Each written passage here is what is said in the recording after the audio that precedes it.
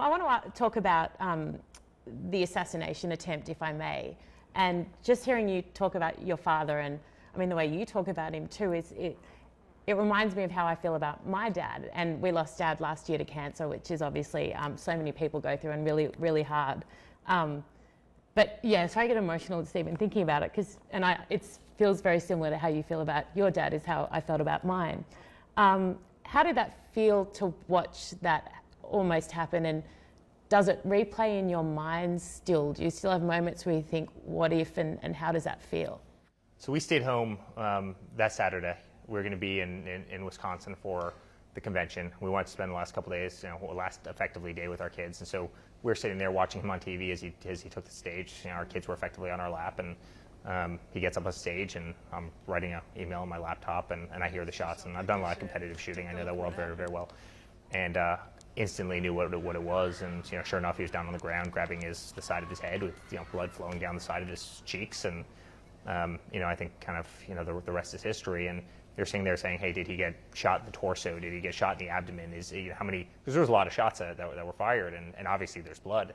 And he's wearing a dark suit. I mean, you didn't know where he was hit, and he's laying on the ground, and he was down for maybe 45 seconds with 20 Secret Service agents on top of him, and then he gets up and he does that iconic moment, fight. And I'm telling you, I'm not sure if I've ever seen something motivate a country as much as that moment did. I mean, that just epitomized who he is.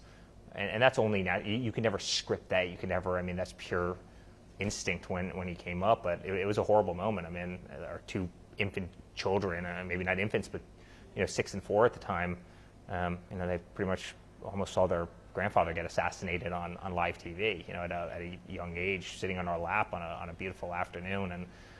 And, so you went from sadness, hurt, to pure anger in a very short period of time. I'm not sure if I've ever seen that range of emotion. It's, how could a madman be left on a roof at 130 yards? How could that have possibly happened? You have agencies over here that, spend billions of dollars every single year to not allow crazy people on roofs with rifles. How in the hell could that possibly happen? And I'll never forget, my father called all of us from the hospital, about an hour later, and he's about to go have a CAT scan. And he goes, nothing changes. We go till Milwaukee tomorrow. Exact same time as we're going to go, we go till Milwaukee tomorrow. The fact that he was thinking about that in the midst of literally being shot. But he was like, the show goes on, we're going forward.